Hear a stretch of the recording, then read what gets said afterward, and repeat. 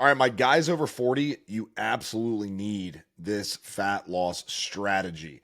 This is a culmination of me having worked with over 9,000 paying clients over the past 20 plus years, taking them through what we call our 5M system and helping them change not just their appearance and their physical, fitness, their aesthetics and their physique, but really change their health for the better part of the rest of their life. Unless something crazy happens, they won't be the reason why their health declines, right? They have a rock solid game plan in place to not die young and to stay lean for the rest of their life. Now, some of the things here that I'm going to break down, this new fat loss strategy, what we're really going to do is we're going to take pieces of what I would call old school fitness and we're going to incorporate it in today's modern times. All right. Because my whole journey started really obsessing over Arnold Schwarzenegger when I was in my late teenage years. I was a baseball player. I was obsessed with the idea of getting more muscle. I kind of grew up in the steroid baseball area. Now, I wasn't taking steroids. Don't get any crazy ideas in your heads, even though, yes, I did get accused of taking steroids in high school. I hopped on creatine. I started lifting weights every day, and I gained like 40 pounds of muscle from my junior year to my senior year. It was crazy, right?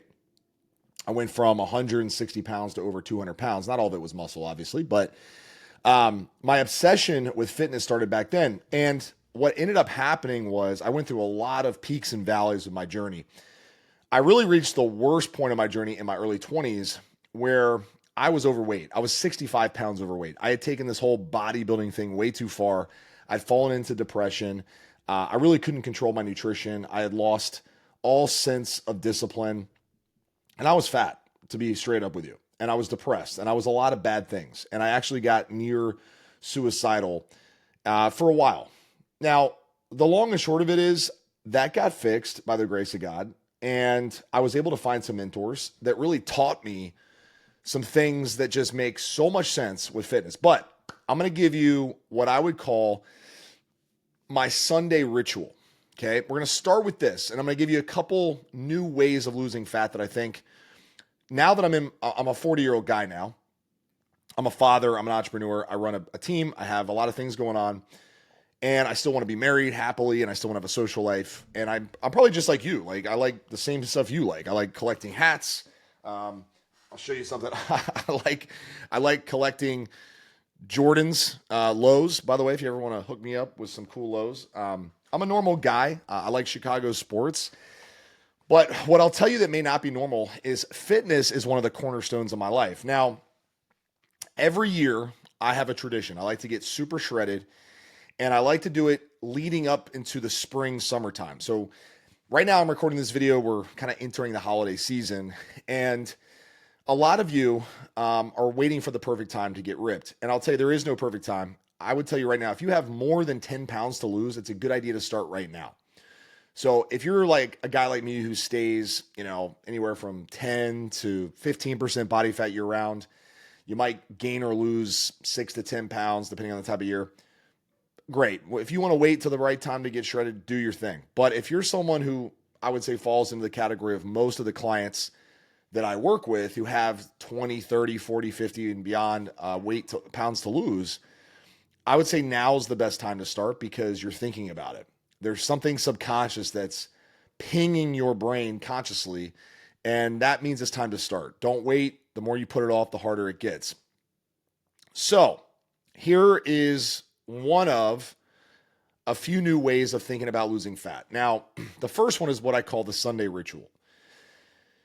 The number one thing with fat loss that we have to accomplish consistently for a long period of time is being in what I call a calorie deficit. I mean, I don't call it that. That's science, all right? But you've heard this term. If you've been exploring fat loss, you've probably heard a million of these fitness dudes out there go, you have to be in a calorie deficit. Well, all that means is you have to burn more energy than you consume via food. Easier said than done for a lot of us, right? Because we have social lives.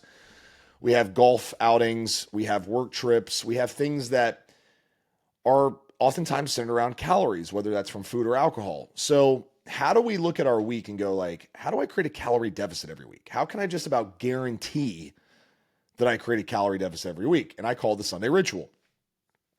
Now, this is when I'm serious about fat loss. So take this for what it's worth. I don't do this year round, but this is when I'm serious. So from Sunday night to Monday night, I don't eat anything. Groundbreaking, I know.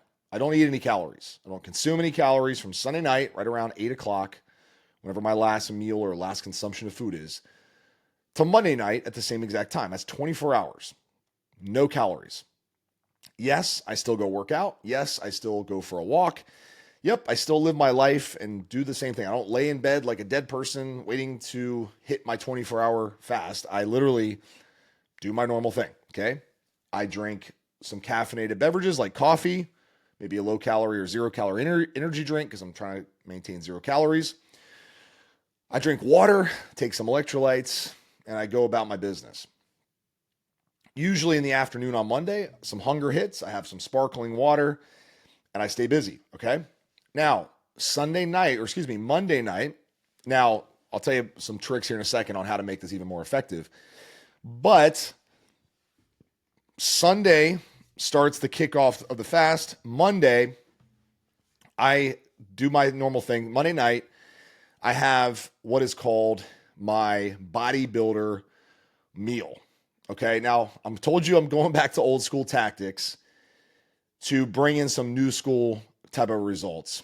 And what I'd found back in my bodybuilding days, because yes, I did some bodybuilding shows. You can look this up back in 2007, 2009. I actually won my weight class in 2009, first place. Lost the overall to a guy who was absolutely shredded out of his mind. But that's a story for another time. And what I found, and this is kind of like an old school bodybuilder bro science thing, but it was basically this whole idea that you shouldn't eat carbs at night. Okay. Now it's total nonsense. I've eaten plenty of carbs at night, gotten crazy shredded, and done that many, many times. However, not eating carbs does do something. Okay. What it does is it actually, well, I should say what it doesn't do. It doesn't store as much water when you eliminate carbs. Your body will flush out some water that would normally get stored with those carbohydrates. Okay. So what I do on Monday night is I have what I would call my old school bodybuilder low carb meal. And basically this is something like eggs and some fruit, which I know is carbs, but very little fruit, like some berries, right? Or I might just do steak and veggies, no carbs besides the veggies, which are trace carbs. I might do steak and eggs if I'm really hungry. But I try to keep this meal to like under 600 calories, maybe at the most 800 calories, like basically no more than a third of what I would eat on a cutting diet, which is around 2,400 calories. One meal, low carb, okay? Typically just eggs or a steak and eggs meal, maybe some chicken and eggs, maybe a little bit of fruit if I'm really, really hungry, like some berries, okay? But I'm not having potatoes, rice, none of that. Because what I'm trying to do is wake up on Tuesday and have created some momentum, okay? Some real momentum with my fat loss. Like, wow, the scale has come down. Wow, this is working. Wow, I look tighter because I'm not carrying as much water, okay? What I also notice when I wake up on Tuesday is my appetite is under a whole heck of a lot more of control, okay? Because carbohydrates, for some of us, do increase appetite. Not by large amounts if you're sticking to healthy carbs, but by decent amounts, all right? Now, this is what I would call my Sunday ritual. And you might be like, well, why would I ever do that? Okay, well, because think about this. And we're going to talk about next layers to this here in a second. But I just created a massive calorie deficit to start my week. Massive. Not to mention I got appetite control, I have momentum, and I'm locked in now. So when I wake up on Tuesday, I still probably won't eat my first meal till around 12, 1 o'clock, because that's just my natural fasting rhythm. But I've now built momentum for the rest of the week, and I've built a big calorie deficit. Now you can take this a step further and not eat it all on Monday. Okay, just go to bed at night. Don't eat a thing. I do that sometimes when I'm really trying to push fat loss, like really trying to. The next step after that would be to go low carb the first couple of days of the week. Not because low carb diets are better for fat loss. I want to be crystal clear on that. In fact, I think carbs are important, but I like to drop some water weight. It just mentally helps me lock in. And as I get older, okay, I don't have all the time in the world to be tracking every macro, even though, yes, at times it's probably an important exercise for a lot of you to do. I don't want to be hitting 15,000 steps a day. Okay. If I only hit 8,000, I want to be like, dude, it's okay. Right. Or 6,000 sometimes. Usually I'm around 8 to 10,000, but I want to have things smoother as I get older. Okay. Now, there is what's also called the anti-cheat day. Now, I'm not going to get into crazy details about this one. In fact, what I want to offer you is a free resource. It's the anti-cheat day protocol. It's where we're going to go on the extreme for one day. And I would probably do this on a Friday or a Saturday. It pairs up perfectly with the Sunday ritual. So if you want a copy of the anti-cheat day, which is the second part of this, comment cheat day below this video and I'll send it just free. Just a PDF. It's real easy to follow. It will help you a lot. And I'll give you kind of the overview of it before we wrap this up. The overview of this is everybody talks about cheat days.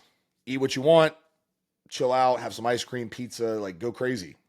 It's one day. It's going to rev up your metabolism. No, it's not. But anyway, it just gives you a mental break.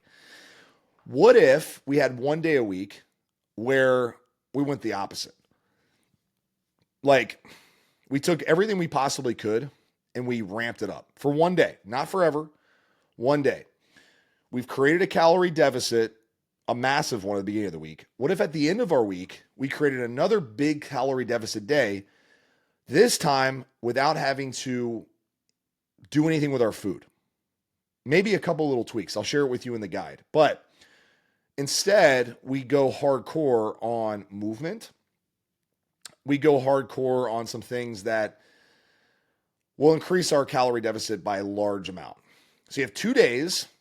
And why does this work? Because if we pair that up with responsible lifestyle choices, I'm not going to tell you don't go golfing with your buddies. I'm not going to tell you don't have a drink with your wife. I'm not going to tell you don't go on a date night. What I'm going to tell you is on the days where you got nothing going on that would sabotage or get in the way of your fat loss, do these things. Because then we can, over time, and this will take a couple months, over time, we're going to be really, really knocking off the fat, assuming the other 5 or 6 days of the week are relatively responsible. Because most of the guys I work with, and by the way, if you're out there and you're like, I need accountability because number one, I can't do this on my own. I've tried. It's not working. I'm not losing fat. 2, I'm getting older and I'm starting to realize if I don't get my health dialed in, my energy is going to suffer. My longevity is going to start to get hurt. I'm going to knock off years at the end of my life. I don't want to die young because I have family and kids that I'm responsible for. But a part of me is already dying because I am so insecure about how I look. I'm losing fulfillment and happiness in my life because my health and fitness is not where it needs to be. I don't have the energy I want. I don't have the drive that I once did and the motivation I once maybe had around my fitness. If that's you, check out the links in the description. You can learn more about our True Transformation 5M protocol. It's what we take our coaching clients through. It's been an incredible adventure over the past 15 plus years online and 5 plus years before that in person. We've worked with over 9,000 paying customers over that time period. All right. So we have learned a thing or two, and I'd love to be a resource for you and be your team when it comes to your fat loss and fitness if we're a good fit. Anyway, you can learn all about it below and we can talk through that. If you're watching this on YouTube, thank you so much. I appreciate you. Comment the word cheat day and I'll send it to you. If you're happening to be on the podcast on this, you can just email Josiah@thetruetransformation.com. I'll put my email in the description and you just put in the subject line, hey, I want the anti-cheat day protocol. And I'll send it to you no charge. All right. So we're going to wrap up here. I hope this helped. If it did, let me know. And I look forward to connecting with you on the next one. Life moves fast. Make it count. Talk to you very soon. See you.